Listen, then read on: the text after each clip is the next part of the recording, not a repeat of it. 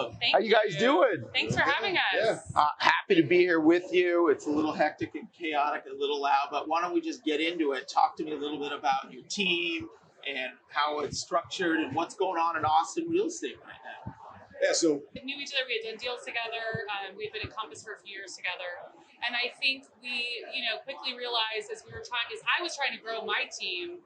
I knew that to kind of continue to grow my business, my team, I was going to need to bring a business partner in who had completely different skills than me. And so it sort of started as a joke, right? Like, oh, we joined forces, we would be number one, and we would, have a lot of synergy. And then we started to kind of say, okay, well, let's dig into this a little bit more. And that was a big part of it was we have very different strengths and we're kind of divide and conquer people. Yeah. Also, we wanted, there was a little bit of burnout for both of us and we wanted to be able to have, two people in the business versus one, person leading a team of 20. Yeah. Also, so we could enjoy some time with our family, take vacations. Well, there's always someone holding down the fort, right, in Austin. So. All right, so I hear a lot of things when I talk to people about teams. There's different skill sets, so you're adding different pieces because you come from different types of skill sets and talents to make a bigger talented team. But also it's somebody to delegate with, someone to brainstorm with, someone to bounce off, good, bad, ugly. Yeah. Also, it's a lonely business, so when you're just at the top on your own, you have every decision to make. So it seems like that is all a part of it. yeah, and I mean even more than like the lonely business aspect is I started realizing there are things that I was really good at, right? And that had led to me having some success, but there were things that I shouldn't be wearing that particular hat, right? Okay. Individual agents end up becoming the CEO, the CFO, and you can be maybe really great at a couple of those, but maybe not everything. And I wanted to focus on the things I was great on. Which is what? What was your magic? I would say, yeah. So my secret sauce, my superpower is really kind of, I would say, the art of negotiation, the art of the table, and kind of getting a natural trust to be formed by clients. Connecting with people, and then also working through difficult transactions and being creative within it, right? So that's what I end up helping my agents out with. Hey, I've run into this issue. How would you get around it? And so finding somebody that worked as hard as me, which was difficult because I describe it, I have a sickness, she has a sickness. We love what we do. We're constantly doing common sickness. We're very competitive. Yeah. Like, we're both ex-athletes. We're very competitive people. So we have a similar mindset to that. So finding that similarity, but also finding that she had different strengths than I did, so I could take off some of these hats that I didn't want to wear because I wasn't great on them, and then building an operation team to support those other things that we both didn't want to do, but need to be done at a high level, right? So I find that one of the biggest challenges for successful business people in any business is getting to the point where you need to delegate and you need to bring on people and letting go, because you, like you said, when you first start your business, you're all of it. You're the marketing, you're the accounting, you're the sales, you're the HR. And at some point, if you hit a ceiling if you don't delegate. It sounds like you guys figured out 1 plus 2 is not gonna, 1 plus 1's not equaling 2, it can equal 10 or 20. Right, and actually the aha moment actually happened at the Austin retreat.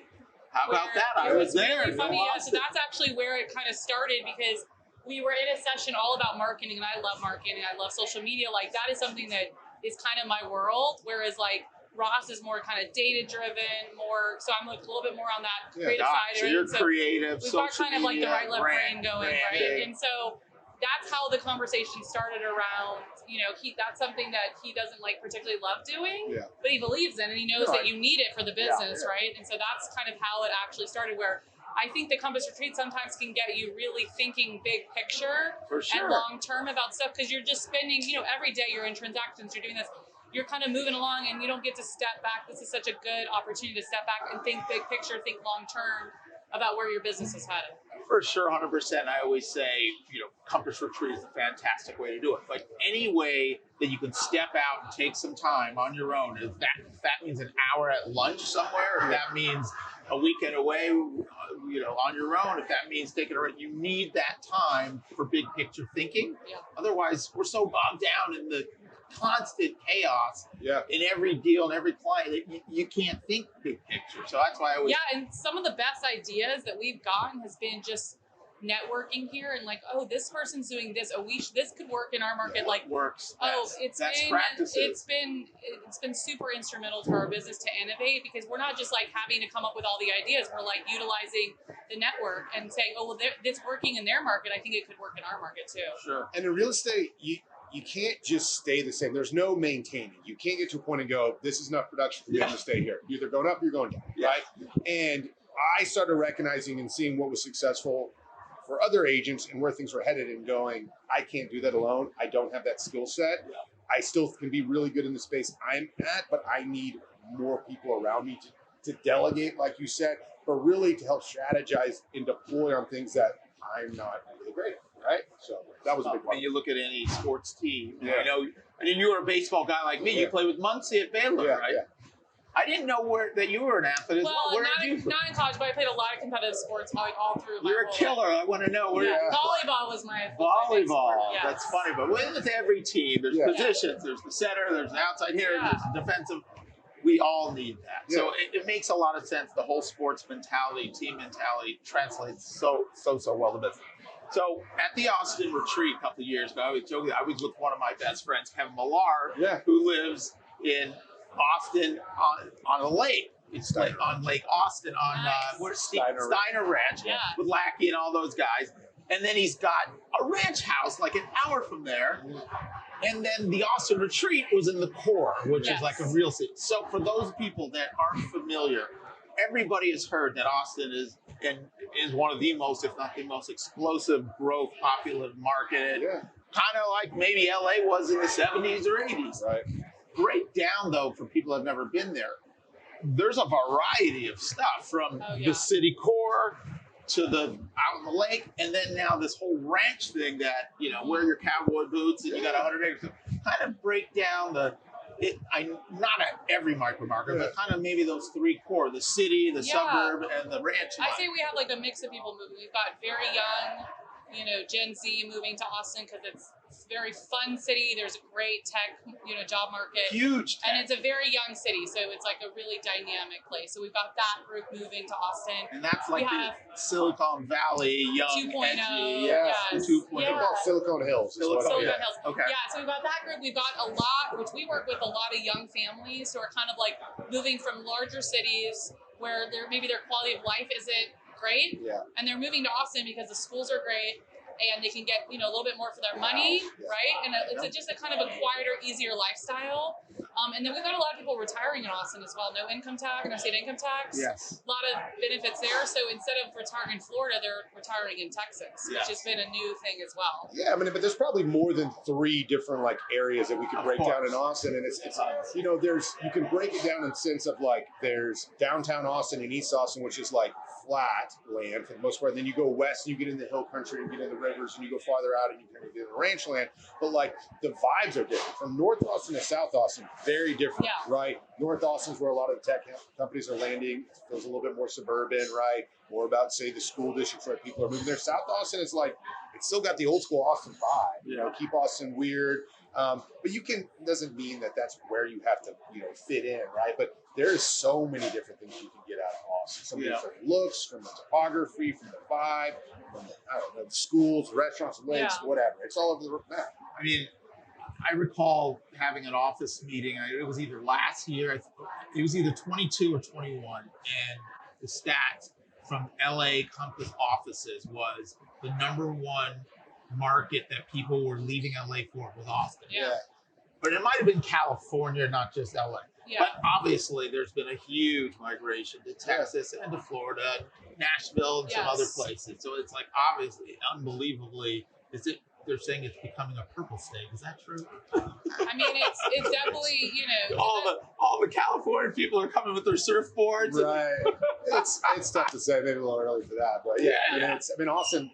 But still, that's another part of it. It's we 2 counties really make it up, and one's very red, one's very blue, and it's just kind of a mix. I would say it's a nice mix, kind of sort of in the middle. It never, for me, it never feels like in Austin it swings in any of the directions, right or left. Kind of nice. So give me a breakdown of, what is the entry level cost of a house or a condo in Austin? What is a average bread and butter family 4 or 5 bedroom house, and then what's the high end? Just price points, what's going on there, so people can get an idea. Because I know I saw some stuff with Kevin that was like on the lake, and it was, I don't know if it was Cubans or Dell. I mean, it was like some $30, $40 million. Well, so some of the most expensive real estate in Austin, if not the most expensive real estate in Austin, is on Lake Austin. So I will say what you were seeing was like our top flight luxury. And those are like our, our celebrity. Those are like where kind of celebrities are buying. Professional baseball players. Yeah. So I mean, once again, there's a lot of different areas in Austin, but I would say if you're looking in suburbia Austin, like say North Austin, Northwest Austin, where some of the better schools are, and where someone's maybe going to buy a 4 or 5 bedroom home, I mean, you can get a nice property between the $550 to $650 price range in that newer house, 2,800 square feet, like a pretty nice property, right? Whereas infield Austin, some of like the newer construction we're selling over there, like the stuff you're doing for Armor, what would you say? Yeah, I mean, so like you kind of go closer in. You want to be a little bit more urban, but schools are still good. You're talking probably 1.5 and above. So it gets higher. It gets higher, and then if you go into Westlake, which is one of our more expensive areas, has Eanes School District, which is the #1 school district in the entire state of Texas, right? Okay. So obviously great resale there. You're talking 2.5 up to 20 million, right? So you're talking like an LA type. Yeah, it's definitely our right, and then you've got sort of the Lake Travis area, which is going to be also lake, and that's going to be you can probably get something 800,000 to 2 million ish. It depends, right? So it's amazing that you got a wide range. If we had this conversation pre-COVID 5 years ago, and I asked you that question, I just know everywhere in Texas, it would be a lot less. Everywhere boom, but Texas boom, incredible. There's so many businesses that have moved there, Tesla, and on and on. Unbelievable story. So let me talk to you a little bit about how you balance being top agents, all the chaos, all the minutia of deals, having about 30 agents, and then you have your personal lives and kids and families and all. What does a day look like? It may be totally different for either of you. So why don't we start, what is a typical day? Are you a get up early, do a routine? Do you have a routine? So, I mean, I'll run through mine real quick. I mean, a typical work day for me, I'm up at 5:25. So you're up early. Yeah, I got to get my workout in before the day starts, or it won't ever happen. That's a big part of me. I feel like being in the right mind space for the day. Then I'm taking my daughter to school. I've got 2 kids, an 8 and a 2-year-old, 8-year-old. That's my job, to get her to school. And then from there, I'm working from the home most days. We have a showing assistant who's doing most of driving in circles with our clients that is required in our industry. But I'm spending most of the time behind several monitors, doing follow-up with my sphere of influence, doing follow-up on my current deals. I working with operations team some, but Lindsay's heading up most of that, really. And then, talking with Lindsay about big picture stuff from time to time. But really, my days are less time blocked compared to Lindsay's, right? Yeah. I'm more of a get in front of my computer at 7 a.m. after I've got my daughter off, and what do I got to attack today? Where she's kind of more regimented. It's some of when I'm looking at what am I attacking today, it's what does Lindsay put on my schedule for today, right? Yeah, so, what do I need to do? Yeah, tell me what to do and send me out. So she's helpful for that. But yeah, I mean that's my typical day is looking at what's on my plate in terms of follow up in my CRM and then attacking it. And then before we go there, is there a turnoff point with kids and family, or you keep going and work around? What is the reality? Yeah. That balance is always the challenge for people at this level. I'm a work in progress there, I'll say. I'm trying to, No one finds balance is what that's why I love to ask this question. Exactly. So me and my wife talked about this recently. I'm trying to leave, we typically hang upstairs in our play area with our girls once we get into the evenings, and I'm trying to leave my phone downstairs, starting at 6:30. It's tough. Yeah. Some days I'm not doing that, bringing it upstairs with me, but I feel like there's enough. I'm involved in everything I can be with my daughters. I'm walking her to school. I'm at every single soccer event for you. And I think, my daughters appreciate hard work at a very young age. My 8-year-old understands what I'm doing and to provide for the family. And I feel like there's, some positive with her seeing me do that, but I'm working on the work-life balancing, and it's definitely got better since we partnered up. Yeah. I think one of the big reasons we partnered up was we were not able to take a true vacation. Yeah, we were talking about that the other like, day. we are taking vacations. You have to for your mental health. You know, I mean, we're around. We're responding to clients, but like, you know, if something happens, like Ross will just sort of, if I'm away, he'll take it and run with it while I'm away, right? Or and vice versa, right? So that you have to kind of be available and have to respond, but you can just have someone else sort of like, and I trust him and he trusts me to take care of things our way. So we've been able to have, our spouses love this because like we've been able to have real vacations with our family, and that's super important because like for us that's the biggest. The family comes first. So we've been able to really figure out how to make that work. From all the hundreds of people, most successful people I've ever met, that is one consistent thread that they take time off to recharge. Yeah. And these are some people with the busiest lives. Yes. And when you do that, you become a better business person, a better friend, a better spouse, a better everything. And you can think about strategy. Exactly. Yeah. And so I would say, like, if I can get those moments where I have like 4 or 5 days off on a trip every now and then when I completely turn off, when I'm back in work mode, right? I'm better and I'm okay being on all the time. Yeah. Like the difference between a lot of people when they talk about work-life balance, the work portion, they don't. I like what I do, like right? So I don't mind working a lot of hours because I'm doing something I enjoy, and it kind of goes back to that sickness. I kind of need to be doing it to feel happy. So, and as long as it's not taking away from those moments with my family, then I feel like I'm good. Like I feel like I'm balanced. Maybe it's because I enjoy what I do, you know? Yeah. Well, it helps a lot if you're passionate what you do. It's like not as much work.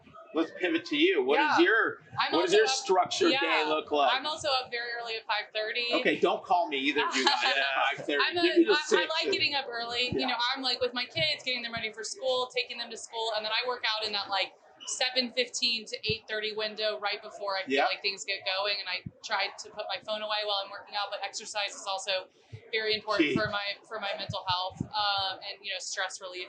And then I have my entire day blocked off. So I'm a big like work block person. Time blocking. So I time block things that I know I want to do every single week, and I can move them around if things come up. But I am very strategic. Like every hour, 30 minutes has a purpose. What am I doing during that time to move things? So give us some examples. So I mean, like even things like little things like likely to sell, and like okay, I need to do that every week. If I don't have that in my calendar as like a weekly block, I'm gonna forget to do it, right?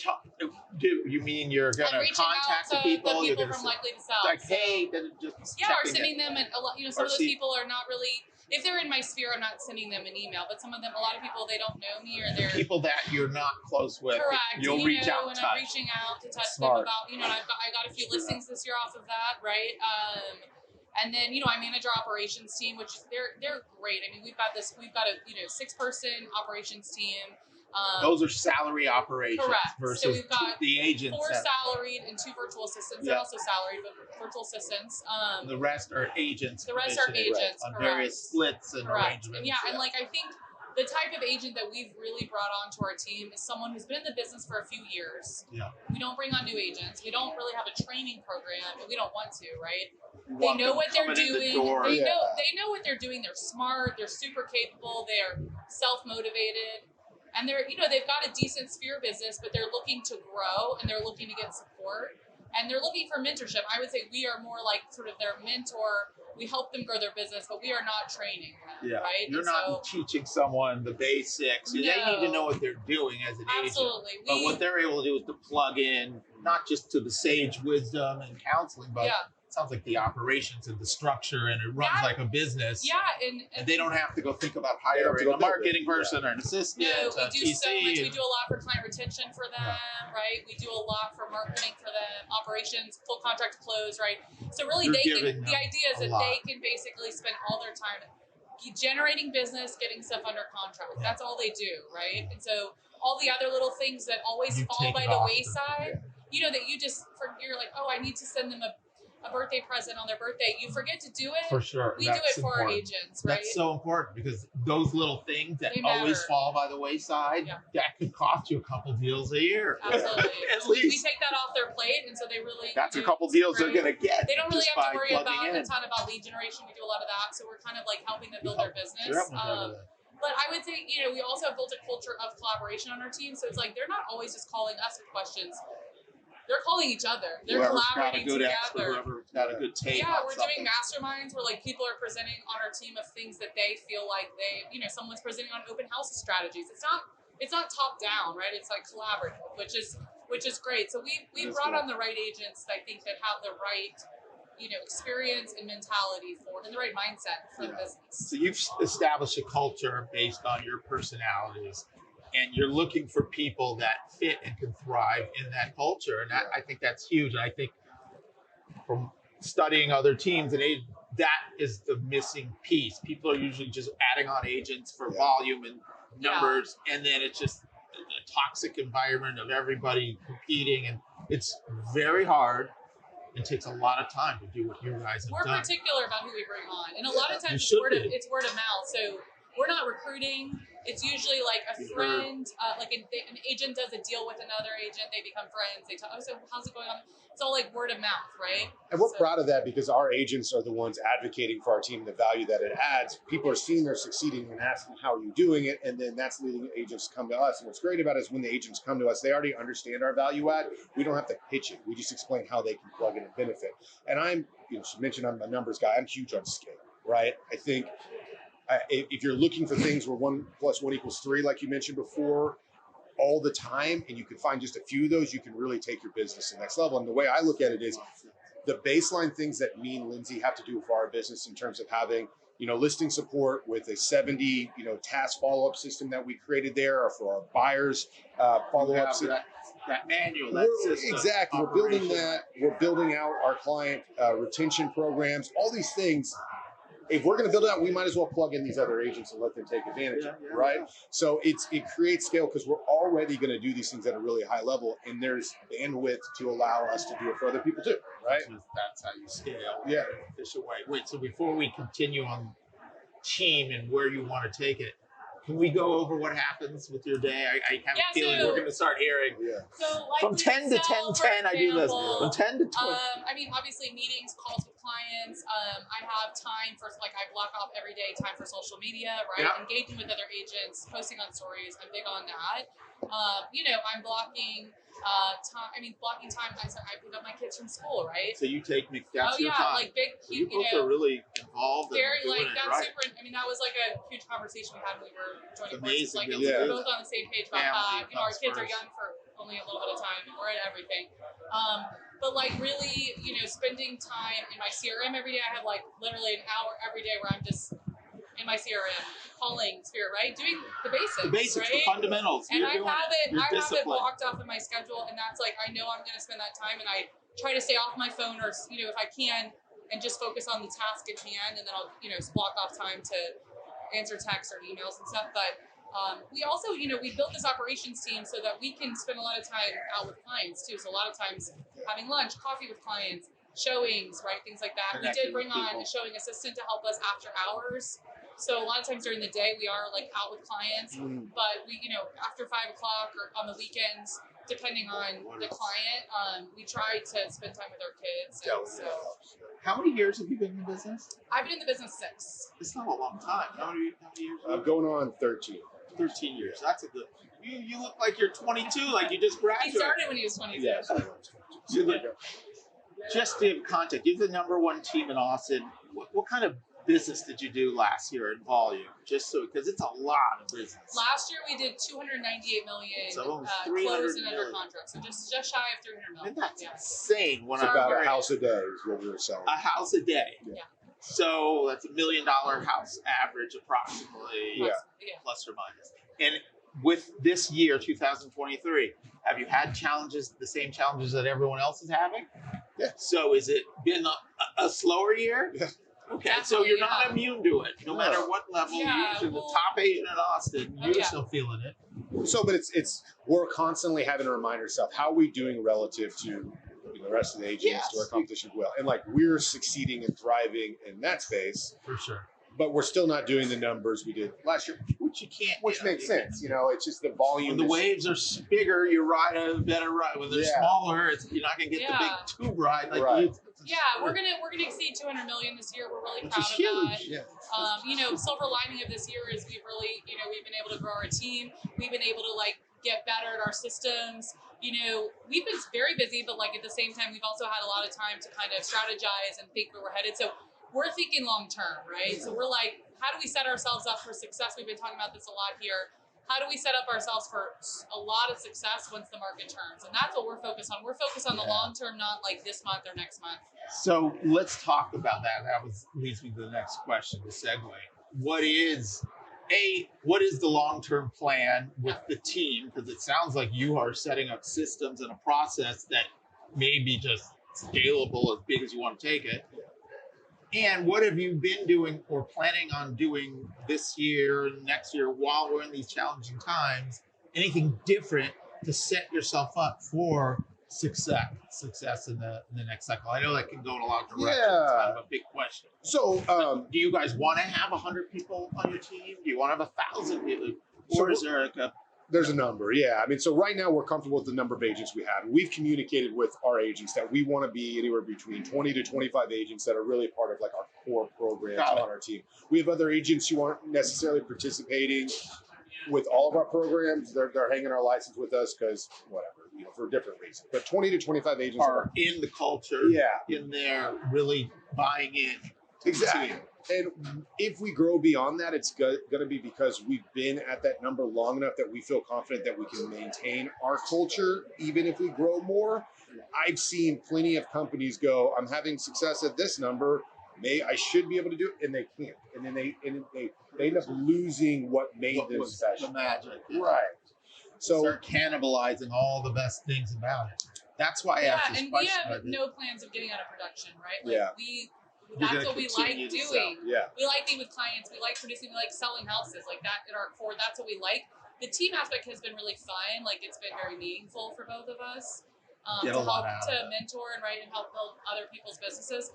But at the end of the day, like our business is number one. That's our big thing. But we're gonna grow slowly. I think we're gonna evaluate every year where we're at. We have no plans of being this huge team. I think somewhere between 20 and 25 is kind of the sweet spot. And we really value like quality over quantity. We'd rather have 20 amazing agents than 50 with like half of, so we'd really rather kind of stay smaller. I think that's smart. And really help them grow their business, right? And to answer your question, like what decisions have we made for what's around the corner? Owning a business is a bit of a gamble. There's risk, right? Especially as business owners. Right. It's a guarantee. It's a guarantee. It's a home run every time. So we've leaned in. So not only did we increase our spend for lead generation for our agents, we actually more than doubled it. Doubled it in the down market. Yeah. I mean, we've hired more agents, so it's warranted, but we've gone beyond that. We've given basically most of our operations team some form or fashion of a raise. We've increased our operations team in the last 12 months. We built an engine that can go 100 miles per hour. This market only allows us to go 40. That's fine. I want to keep it in place so that when things do turn, we can immediately throttle down and go, and we're not scrambling and trying to add pieces, right? The systems are in place. We've got talent everywhere. We're ready to go. We just need the market to get to a point where it's a little busy. That's very, I'll say, it's kind of scary when I hear it. It sounds like overhead is still high. Mm-hmm. Investing in marketing and business development is still high at a time when most of us, including myself, have been cutting costs, cutting things, cutting that, which when you talk to big, successful business industry owners, they say you got to be really careful cutting in downtimes because you might be cutting the business when the good time comes. So you guys are leaning in and you're putting your money where your mouth is. So good for you. And it'll be a leaner couple months right now, but again, that's like where we think long term, right? Yeah, you're thinking long term, and you're believing, you're betting on yourself. The goals that we have are not like I want to bring home all this money this month. That is not, in our mind space. We're not thinking short term. We're thinking what kind of business can we? We're less concerned about the money and more concerned about where is our team headed? What direction are we headed? What is our strategic plan moving forward? And long term, the money will come. Like that will come. Yep. But like for us, it's more about what are we building? Like together, what is our brand? What is our reputation? What do people think of us? Are people sending us clients? We do a ton of referrals. 30% of our business has been coming from Compass agents. Yeah. Calling us when their clients are relocating or moving out. And, that's super, super important to us to kind of keep that going. Yeah. So incredible. So you're a Baylor guy. Are you UT hooking? No, well, I grew up in Austin, so I am a UT. Oh, I didn't go man. to UT, but both my parents went to UT. They so. broke my heart. I'm a Trojan. I still wake up with nightmares. Yes. Oh, man. That's a great Nightmares. game. That was a great game. Best game I've ever seen, Yeah. except that was my team. Yes, But that was the best college Yes. football game of all time, I Yeah. think. Yeah. And then Vince just Amazing. I went down to unstoppable. UT. Like, who is this? Yeah, I went down to the UT campus after the game. It was crazy. So Anytime I meet people from Austin, or like I have a good buddy from college that was from Austin, I always like, guys, I'm still devastated. We're all ruined. So tell me, fun stuff. What's next? If you're going to take a vacation with your family, where would you want to take them? Start with you. we love skiing, so we go skiing a couple times a year. So we're gonna probably go to Park City, maybe Colorado. Beautiful. So that's big on our list. We just got back from a trip I went on to Portugal with my husband. I have not taken a 12-day trip. I did not bring my computer. Oh, I turned off my email. what a blessing. It was in like 10 years. magical. And it was because Ross was holding the fort down. And it's funny Thank you, because Ross. when that happened, I went in August thinking like that's a little slower time. And then got busy. all my clients were coming out of the woodworks. I was showing them places for a year, and then all of a sudden they went and he was like, I'm gonna write the contract, and he got him under Sold like contract. 10 homes while she was gone. Yeah, That's it was, awesome. it was anytime crazy. you go But out it was of town, great. you get busy. I've done my whole Well, career. but we're 50-50 business partners, right? So it's like I'm nurturing, and then they want to buy the house when I'm out of town. I don't have to scramble. He's like, great, I got it done, and he's motivated to do that because he gets 50% of the Priceless, business, right? right. So Same it doesn't matter same whose client question. it is, right? Where would you go, or where do you go? Where Family vacation, have some time, what you want to do. Yeah, so like a typical vacation, I'm trying to get to Colorado, like somewhere Skiing or summer? Both fine, but I'd rather go in the summer and go fly fishing. That's Yes. my wife's passion. That's right. what we do. So Roaring Fork or what? yeah, I mean anywhere, honestly, anywhere we can get on the water. There's something about one. It's so you're in a beautiful place. I get to do something because I have to be doing something at all times, and it can I can silence my mind, right? And so fly fishing is like my getaway to turn off. But what we are going to do next year is, to a point, I've never gone on a vacation really where I got to turn off for like over 5 days. It's time. Yeah, so we're going to Europe, 10-year reunion. You're going to Switzerland, yes. Spain. Good for you. So we're going to blow it out. That's what my next big trip is. I love it. First big trip. Austin questions. Yeah. What's the best restaurants in Austin? Doesn't have to be fancy. No, Could be and cool, actually most fancy, of but what's the best? really good food Give me a is couple good not. places. I mean, La Barbecue for barbecue, in my opinion. I Okay. think that's Love one of barbecue. the best barbecue. What do you think is best? What's your favorite? Interstellar. So I'm going to give Give me a couple. We're going to dinner. places I'm in you're not Austin. going to find when you Google. Okay, so Interstellar Barbecue. It's not in downtown Austin. It's in North Austin. It's in suburban area. And the guy who created it is incredible. People didn't believe me. And then Texas Monthly came out. It was number 2 on their list for barbecue in the state. Now it's got a 3-hour line, right? So Interstellar Barbecue. And then for Mexican food, which is a barbecue and Tex-Mex, that's what you got to do. Enchiladas y Mas. When you see the building, you're going to be like, they serve food there. They do. Yeah, the hole-in-the-wall places are the it's best in so Austin. good. Because these Yeah. are the places that have been around forever. You're going right? to need a nap afterwards, but it's amazing. That's Yeah. fine. Yeah. And then how about a hot, trendy? I mean, since people are sort of surprised that we have really, really great Asian food in Austin. We Yeah. have great sushi. People are shocked by that. Sushi, but yeah, yeah. Uchiko is my favorite. I mean, I like Jake Carver's too, which is like a steakhouse, but Uchiko is my favorite, go-to place. It's sort of like fusion sushi. It's great. Yeah. It's considered like the best restaurant. Flip into some personal questions. Yeah. I'm going to fire at you. Favorite books that you've read that you think would be good for business people or people in general? It doesn't have to be real estate. Or podcasts you may like. Besides the deal. You with can answer that Crap. question because the last book I read was the Britney Spears book, so Oh. you can answer that Oh, question. that Because was a good I one. am so That's good, serious too. all day long. So when I read at night, That I want to counts. read. I want to hear. I want to about watch this. Bravo, and I want to read the Did trashiest you watch stuff. her latest documentary? Yeah, I mean, I've watched it You all. watched So, I kind of see. love I those. love mindless stuff at 9 p.m. at night. That's my brain favorite, is too. dead anyway. So yeah, The trashy I love documentary. Date he's a lot more serious. He reads a lot more. Okay, Yeah, so I what are think, some like- books that you would recommend? I mean, if like- you're going to recommend a book for me to read or someone to read. I mean, so some of them were just like Atomic Habits, Extreme Ownership, are 2 books that I just recently read that Okay, I thought those were are good. beneficial. I mean, I'm constantly listening to podcasts or audiobooks. That's what I'm Some stuff doing you when like. I'm working. Right now, honestly, what I'm getting my kick from is history books. So I'm learning That's great. so Alexander the Great, listening to what some of these historical figures accomplished before they turned 30 years old, and you're like, holy moly, I got a lot left to do if I'm going to leave my mark, right? So that's been interesting. And then like you honestly, through history, what you run into a lot is amazing leaders, right? For good or for bad. And like what were components of them to be influential, to get people to follow them. And I think you can take those and apply those in many different ways in your life. So I just like the opportunity to learn, honestly. So, but right now, yeah, that's where I'm at. Are we sitting with the future mayor of Austin or governor of Texas? No, Is that what we got? No. He does wear the cowboy boots. I don't think you have any interest in running. Yes, he's got the fresh cowboy boots. Yeah, no. This is serious, Ross. What are you listening to if you're going to work out? You're going to get fired up. Give me some music that's in your. Oh damn! What do you got for that? What do you got? I mean, I'm like an indie rock. I love indie rock, but like I'm sort of old and I feel like I haven't kept up with everything, but.